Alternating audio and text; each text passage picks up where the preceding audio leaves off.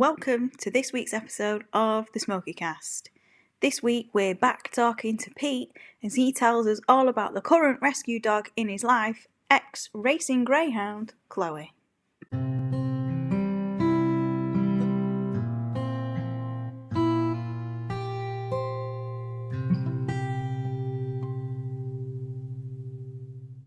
What rescue centre did Chloe live at when you first met her, and how did she end up there? So, slight backstory to that. After we lost Heidi in 2021, between Christmas and New Year, my parents were kind of looking to get a new dog, but they didn't want to take in a puppy or like a newish kind of dog. So a dog that was in between, kind of, they wanted to give it a bit of a home and give it a decent life. So they'd gone through like dogs homes and they'd gone through different procedures, to which nowadays they all seem to ask, like, do you have a garden? And to which we don't. So they kind of mark you down for that. There's always like a bit of red tape. So my dad had always wanted certain type of dogs, and my mum didn't. So they came to a middle ground, and greyhounds all of a sudden came into the discussion, to which they had found a retirement home somewhere in Warrington. So at that point, they found this place and they'd inquired, and they said, would you like to come down and sort of have a look and see sort of like how the dogs are looked after, and see if you're interested in fostering or adopting one. To which I remember coming back from work, and he said, oh, you have it was almost like Boots. He says, you've got a new friend in the kitchen. And when I came into the kitchen, I was met with this dog that looked about 10 foot high on its back legs, trying to steal something from the breadboard. And immediately it looked at me, and it feels since that it looked at me and thought, I've immediately found like a new best friend.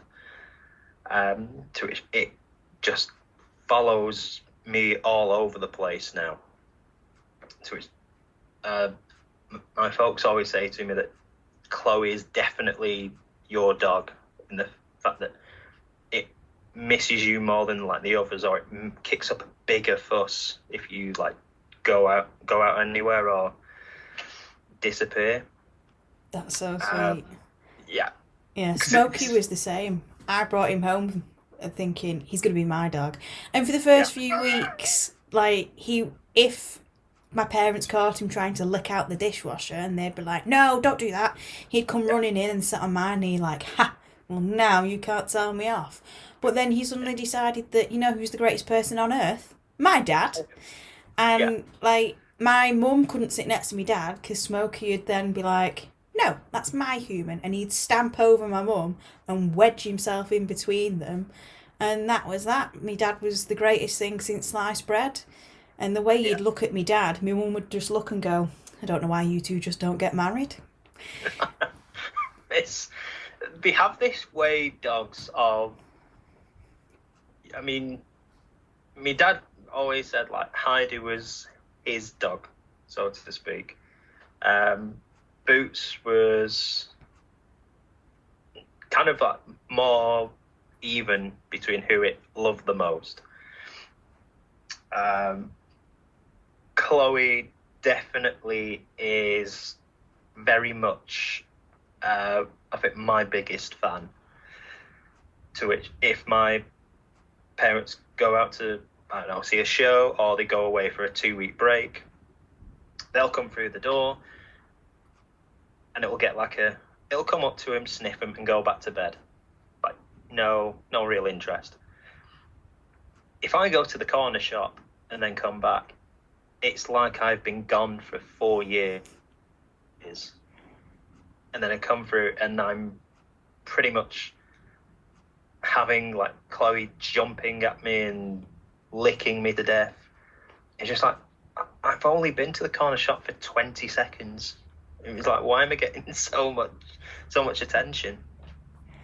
Do you find that, because I read that when dogs decide that you're the human, like if she sits next to you, does she put a paw on you? Because I read that that's like a possessive thing. So if they put the paw on you, that's my human. Yes, she does that to me and my dad. So if you sit on the sofa, she will, depending on what she's doing, if she's lay in a bed, she'll then come and join you. And she'll do that kind of, it's not so much a growl, but it's like a I don't know what to call it. It makes a noise anyway. It kind of goes, oh, and then it'll just collapse on you and put its paw over you, and then it'll just rest its head, and it's almost as if to say, you are not going to be moving for a long time. I've never heard the possessive part before, but she definitely does like to hold you in place. To which there was one incident last week which I was laughing at, where I was on the left side of the sofa. She had practically pushed me right up against the sofa and just kind of like paws on me and just lay on me, sleeping. And as I've tried to turn over to get off the sofa because it was digging into me, her paw came right over and kind of rocked me back, so I came back onto the seat. I just fell about laughing, thinking, I've never known a dog do that before. You're not going anywhere, human. Yeah, that's pretty much how it felt. So you said Chloe is an ex-racing greyhound. What were her racing names? So, the first name she had, because she came a long way, Chloe, because she came from Tipperary. So she was an Irish dog. And her first racing name, we can't remember the second part of it, but it was, I always thought it was called Burgess Counties or something like that, but it was Burgess something. And then she moved over to England and ran mostly at Owlerton in Sheffield, and had a name which I keep saying sounds very much like a brothel, in the term that she was called Expensive Liaison. What a name for a dog. I mean, can you? I mean, you can, but I thought, what a cruel name to give a racing dog. But at the same time, it is kind of funny listening to like a commentator saying the name over and over compared to like other racing names. I suppose it's only like when you watch something like Crufts and you see the show names, the kennel club names of the dogs, and they always have those kind of names, and then their real names are nothing like it. So, here's Expensive Mountain something or other, and at home he's known as Fred. Yeah. Yeah. So, she does have slightly expensive taste, because she probably, if you give her any sort of normal food, she always looks at you in disgust as if to say, you're making me eat like gruel when it's like the most expensive dog food possible. But then when it comes to Sunday, and you're having like a Sunday roast, and we'll just give her like the offcuts of like the burnt bits on beef or a bit of chicken. And the only thing missing is her just sat at the table eating with us, in truth. So to say she's spoilt would probably be an understatement. No dog is ever spoilt. Pete used to say that Smokey was spoilt. I don't think that's true, but he says it is. But according to the Greyhound Trust, around 8,000 greyhounds retire each year. As she was trained to chase or lure, I don't know if that's a technical term for what they have to chase. Do you have to walk her with a muzzle? Because I believe that, like, because when they're trained, they have a very high prey drive. So any kind of small animal like a squirrel or a small dog might get a good chasing. So when we got her, I think we were notified that because I think we got her in late February, and her final race was like the middle of January. So she was almost kind of fresh out of racing and hardly had her feet able to get under the table before we've took her in. So she still had kind of her racing instincts even. But if we saw like a squirrel or say a cat or anything that was small, we would always be more observing of like the surroundings to see if there was anything that she could like see and think she might go chasing. And muzzle wise, not really had to use the muzzle hardly ever in truth.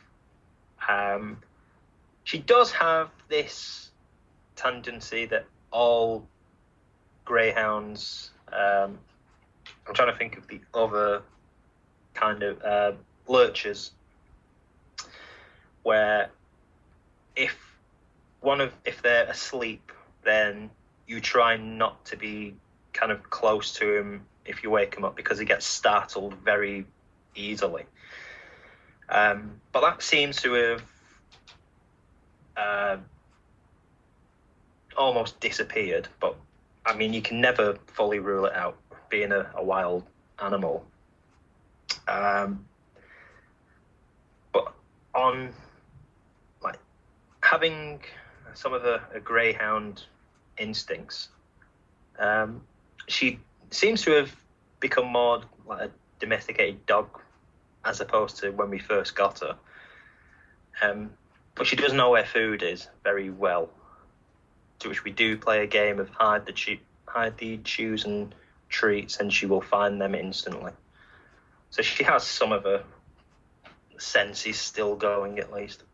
Yeah, Smokey used to know this is the treat cupboard, because I taught him show me. So he'd start doing his monkeying and like under his breath, or like he'd start going ho ho ho, and I'd say show me, and then he'd learnt what that meant. So he'd take you to the cupboard, and here at my house it was under the sink. That was where the treats were. But at my parents' it was, you'd have to open the door for under the stairs, and then if he wanted food, as in like breakfast or whatever, he'd look to the right, because that was where his tub was that he used to pull out with all his kibble in. If he wanted treats, he'd look straight ahead but up, because that's where all the like the chews and the biscuits and things were. Or if he wanted a walk, he'd look sort of up and left, because that was where his lead and his harness used to hang. So like he learnt quickly that this is where the food is here, this is where the food is when he came to mine, and then at my grandparents he learnt that yes, the treats are also in this cupboard here. So yeah, I'm not surprised that she's learnt where all the good food is kept for her. That doesn't surprise me at all. But were you given any other advice when you brought her home by the rescue? There there was nothing that I was kind of passed on to in terms of any difference. The only thing we were ever told mostly was avoid or look out for little animals like cats or whatever, or squirrels on walks. And like, as I said before, when dogs fall asleep, don't kind of like push them or wake them up suddenly, because they don't like it. But I can think of a few humans that are very similar to that. And the other one along the same lines was the greyhounds do have a thing of being startled very quickly from waking up, and will ask questions afterwards. So they were the only real things I ever got told. Have you encountered any problems, like in terms of like what she's been like at home? Because I was watching a dog rehoming TV show, and the presenter said that sometimes like ex-racing dogs, they don't know how to walk upstairs or downstairs as they've lived in kennel their whole lives, and they don't know how to play with toys. They don't know how to like be a dog in that sense. Is Chloe been like that? Have you noticed anything like that with Chloe, or did she just go, nope, now I'm a dog? So for a long, probably about 4 months maybe, when we got her, having a staircase in front of her was, what on earth is this? And what do you do?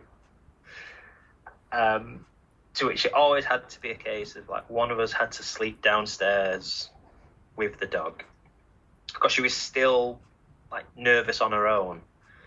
So if we went to bed and she was downstairs on her own, she'd kind of cry out because she was lonely at a time. Which, when you're put in a new surrounding as well, I don't think you can really blame the dog for feeling a bit lonely and crying out. But for a long time, we tried everything to get her to go up the stairs and down the stairs again. And it was a point of, we were thinking she's never going to master coming up and going down, because when you look at her now, when she comes up and down the stairs, it's like the boulder in Indiana Jones, but it looks very much like a massive black spider running down at you, just due to like long spindly legs. But trying to train her to come upstairs, so we used to stick like a biscuit about 6 stairs up, to which we thought, oh well, she'll have to climb them to get to it. But we kind of forgot that she's quite tall if she stands on her hind legs. So we had to almost put the biscuit a bit higher. Then we put another one further up to force her to climb to go up. And now she's almost like the stair master, so to speak, where she will run up the stairs and she'll run back down them. The only thing we haven't got her to do yet is open the door that's between the living room and the kitchen, because she's so tall she can't pull the door back to come in. So she will stand at the door and you'll just see these eyes peer around the door saying, excuse me, sir or madam, can you let me in? And the thing at the moment we've got that's a problem is, I think it was one of my parents dropped like a metal mixing bowl. So Chloe'd be in the room as well, and it made such a loud thud that it scared her to death. And she kind of looked like a cartoon character trying to run, but the leg's not moving. So now she's got to the point where it's almost like the scene from Field of Dreams, as I call it, where you've got the grass and then you've got the gravel and they refuse to go over it. That is Chloe at the moment. She'll come to the door, but then she's a bit too scared to actually come into the kitchen. But if you lead her in, she'll follow you. But if it's on her own, she will refuse flat out to actually go in there. So you're having to work out how to get her past that. Yes, so we're trying to. She will come in, but it's just when it's on her own, she doesn't like it. She doesn't have the confidence to do it by herself. No, I mean you could say it's laziness, but I think it's because she's still easily spooked as well. I think that's a case of once she gets her confidence, she'll be coming back in and out again. But just currently, in like the last month or so, she's just very kind of cautious when she comes to the door. So you'll hear the door open and then shut, and then you'll hear it open again. And it's her almost kind of forcing herself. So she'll open the door, she'll get so far, and she'll go, no, I can't. Then she'll open it again, and she'll say, I can't. And then you just stand in the kitchen and just try and will her to come in. But if there's food about, she'll trot in, but she's very nervous then, because she almost feels like it's a trap. So that kind of like, that description kind of plays into some of the descriptions. So again, a few well-known brands have described greyhounds as intelligent, gentle, affectionate, can be shy and wary of strangers, easygoing, sensitive and independent.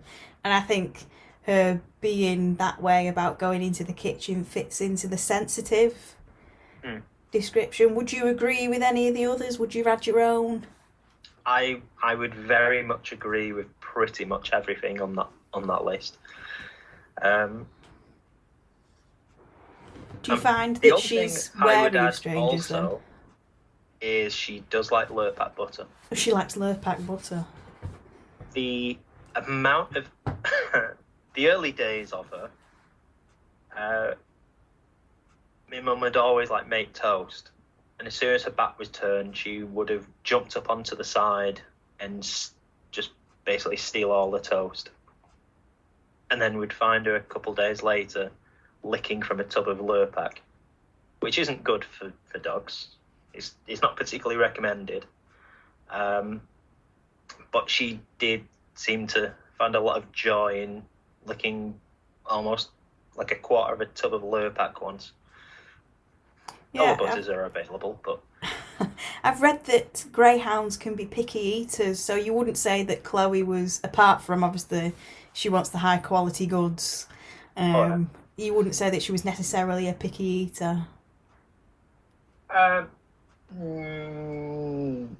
She's picky in the sense that you will give her supposedly what's good for dogs, and she'll just like sniff it and come back to it later. Though we do buy her like it's almost the good, so to speak. So we do buy like fish to help for like joints and everything. So she has more food than we do in terms of like sardines and kind of anything along the lines of fish-based products.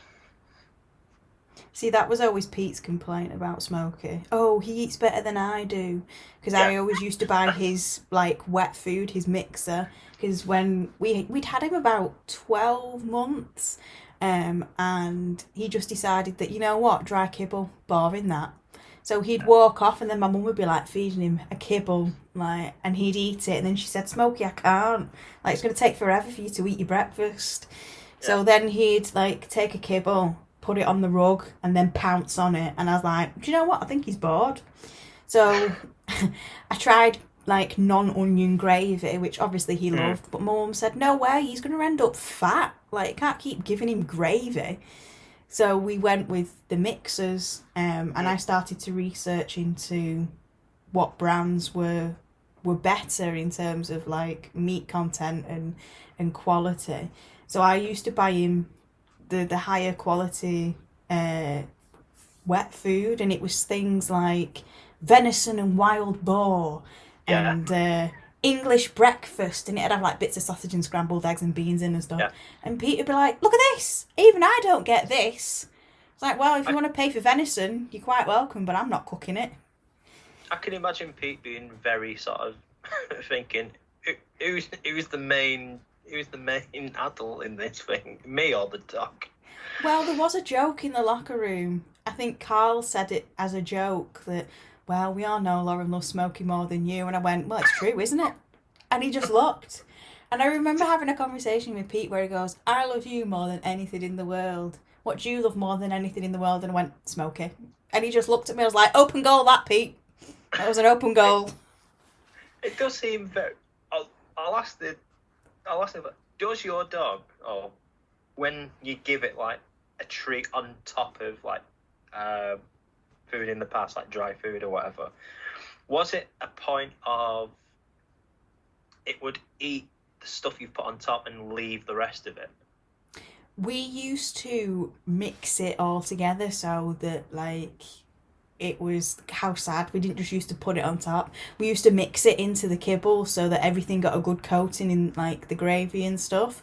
But as he got older, we used to put in, we did things like there was a brand called Mobile Bones that used to get put in, cod liver oil would get put in, salmon oil would get mixed in. That's what we use. So yeah, so he had quite a good range of things in there, and we would just used to mix it with a spoon so everything would get a good coating.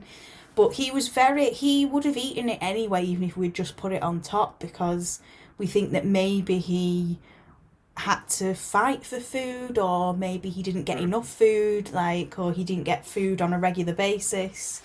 So he just used to eat it anyway, and we had to split his meals up because my dad was watching him eat one day and said we can't let him eat once a day, because he went at it with such force that he scattered the kibbles across the kitchen. Yeah. And my dad said he's going to end up like giving himself wind, and we can't be having that.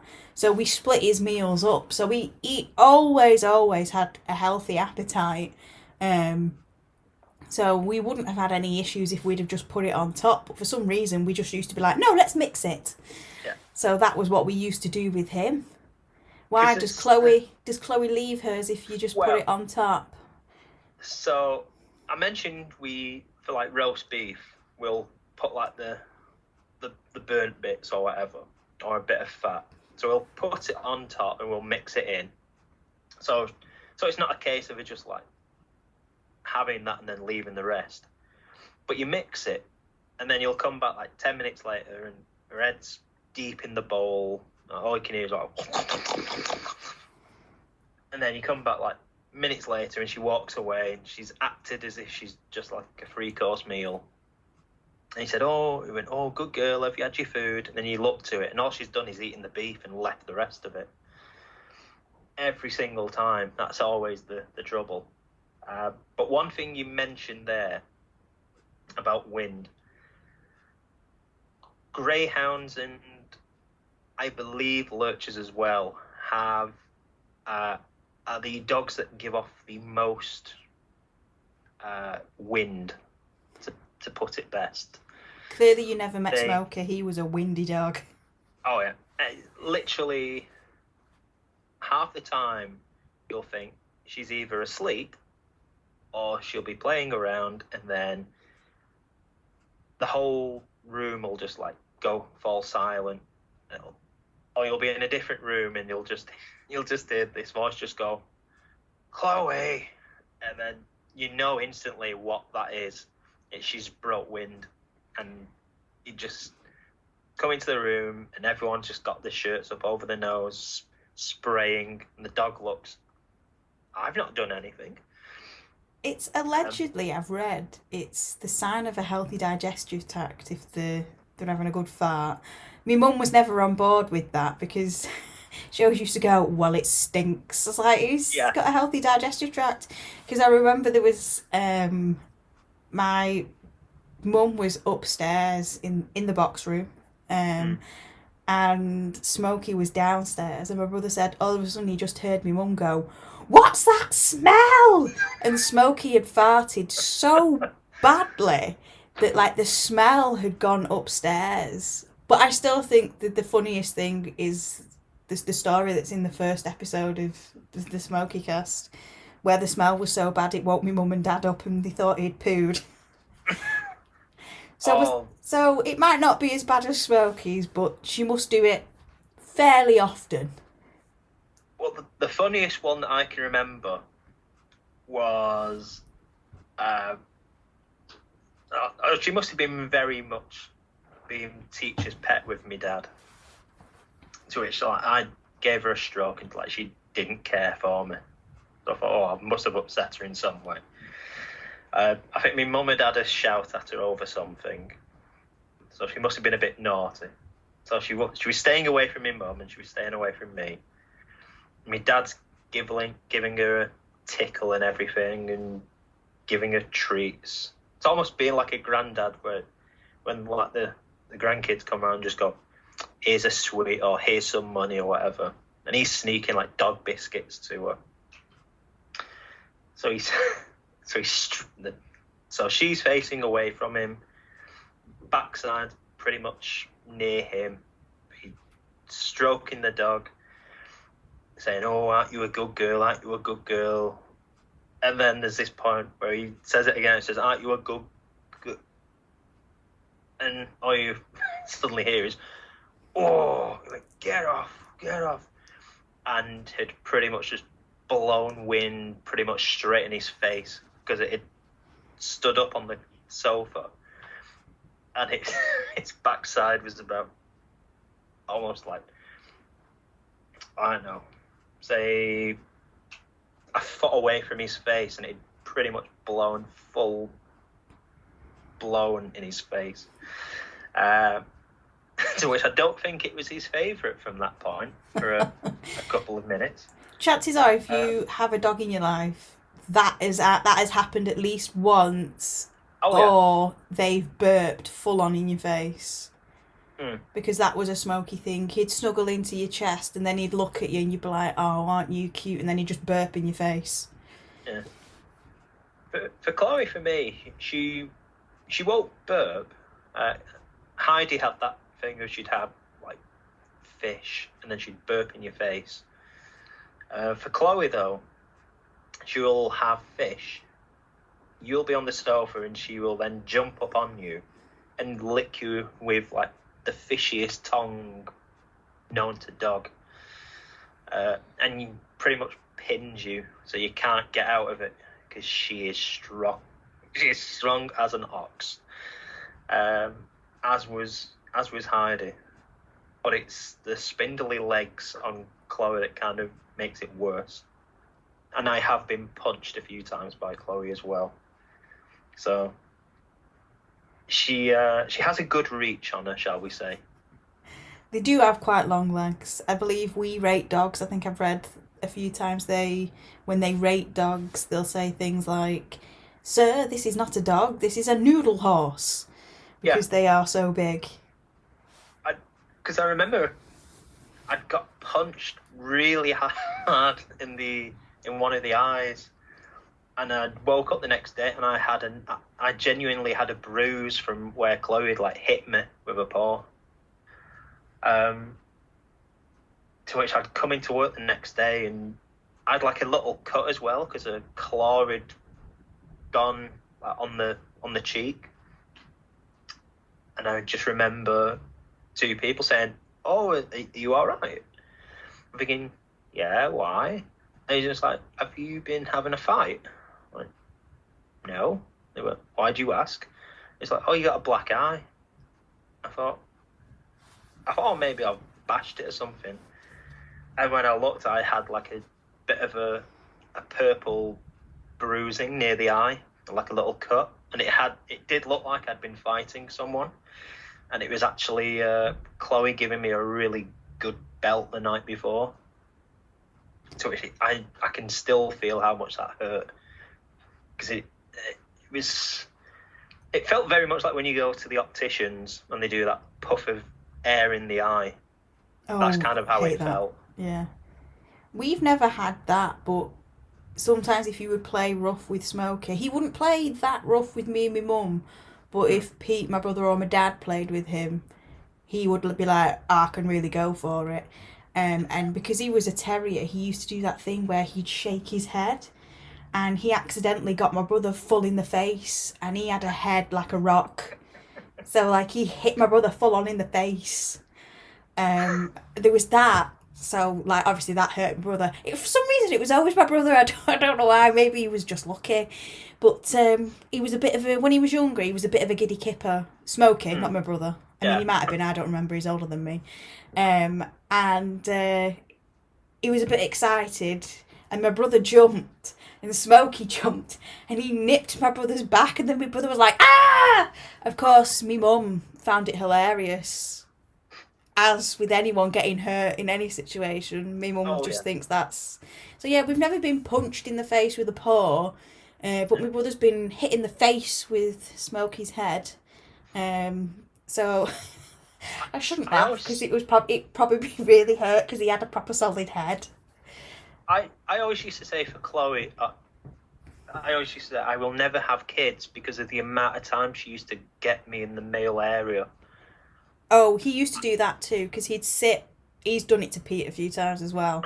He'd sit on your knee and then he'd jetten himself off. And the amount of times I've heard me dad go, oh, Smokey, I'm surprised I don't have a paw-shaped testicle. Is like, I've heard that so many times. Because I think he wanted to be a lap dog, but anyone going into the cupboard obviously meant food for him in his head. So he used to like bounce off the sofa, but push pad off sensitive areas. And he's done it to Pete more than once, which obviously makes me laugh. Wasn't so funny for them. Because it's every time it's happened to me, I always say it to my dad because I always find it funny because it's not me for once. Because I always think of the line from the old rugby film Up and Under of Griff Rhys-Jones where someone gets a knee to the balls and you just hear the infamous phrase, don't rub 'em, count 'em, always springs to mind whenever I hear someone just make that noise. Because I think when you own a dog, with especially the male humans as well, I think you can tell when they've butted someone or when they have hit them in the unmentionables. There's that slight change in pitch in like the voice where you know, oh yeah, they've been hit there. Oh, dogs, you have to love them, don't you? So I've heard greyhounds described as the world's fastest couch potatoes. Does Chloe fall into this category? Yes. She's found the lure of the sofa. The phrase, would you jump in my grave quicker, is definitely a case for Chloe. Or even if someone leaves the living room, to which the sofa is almost next to the window. So we've got like a table that separates it. So once anyone leaves, she instantly leaps onto the sofa, looks out the window to see where you're going or what's happening. And then we'll look at anyone that's in the room and then just fall asleep on the couch, because that's all greyhounds tend to do is sleep. I'd love to know exactly how much. I think it's something like they can sleep for like 14 hours or something, some ridiculous stat like that, where it says they sleep for so many hours compared to other dogs where it's like 6 hours or something along the lines of that. Yeah, I've seen... I can guarantee them. Yeah, I've seen one of the pet shops, okay. I think it's Pets at Home, they posted a little infographic about, like, when a puppy is this old, this is how much sleep it gets, and then, like, an adult dog between these ages, and it's, like, 10 plus hours. Yeah. So I'm just trying to see if it tells you, because I'm sure it's like 14 hours. Yeah, because I've seen, like, on these rescue shows, they say people tend to stay away from greyhounds because they think that they need a lot of exercise, but the reality is that because they're sprinters rather than, like, marathon runners, as it were. So Yeah. 2 walks a day, where it's, 20, 30 minutes is really all they need, not long rambles through the countryside, and they'll happily sleep the rest of the day away. Yeah, because we normally walk it about 3 times. So I think when we first got to, we used to take on like a long walk, and there's like the tongue's like twice the size, and it was a case of, yeah, she doesn't like long walks. And sometimes she'll pick and choose when she wants to go out. So if you say, well, we always have it at like before midday, so I'll come home from work and they'll just be coming back. Then she'll have like an afternoon, late afternoon, about 5, and then they'll take her about 9ish or something like that. So we'll take her for like three walks, and then there'll be a case of if it's raining, especially, she will look outside, see a bit of water, and she'll go, "I do not fancy a walk tonight. I will stay in." And then they'll just pull to come back. To which they did buy her like a pink raincoat. In a way, she still doesn't like it. She will happily stay home. I think Smokey was like that. He used to stand by the back door and look like, "I want to go out," and then you'd open the door and it was raining, and he'd be like, "Nah." Or you go out on the back step, do a turn, and come back in. That is all human. Thank you. It's the dog version of humans just going outside. I'll just check what the weather's like. Putting your hand out, going, "Yeah, it's rain. I think I'll stay in." That's basically theirs of trot outside, look up, feel a bit of water. Nah, I'll stay in. That's exactly it. So what would you say to anyone considering bringing a greyhound into their life, or like particularly an ex-racing greyhound? What would your advice to them be? For me, I can only based on what we've been told at least. Not all the advice you get told is exactly what you should do. In the terms of if they say, "Oh well, this greyhound is like this and this is like that," I think it's very much on a dog to dog basis. But I think that's a case of most dogs. But if you do get one, and especially if it's like a retired dog, it will take you time to get it to go up and down the stairs, if you have any stairs. So trying to quickly have the dog learn how to walk and come back down. I think for us, as I said earlier, was have it on a lead. When you bring it down, have biscuits loose, have it walk up, and then bring it down. Then do like a little walk up and down the stairs to almost like have it memorized.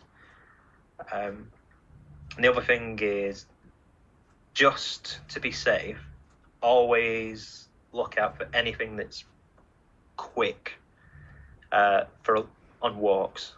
So whether it be like a cat or I'd say there's other wildlife that's very fast as well. Just be a bit wary on that. And also don't have your face very close to their backside is one of the biggest things I can say. So basically, greyhounds are a bit windy, so just mind your nostrils. Oh, if you've lost your sense of smell, the battle is half over.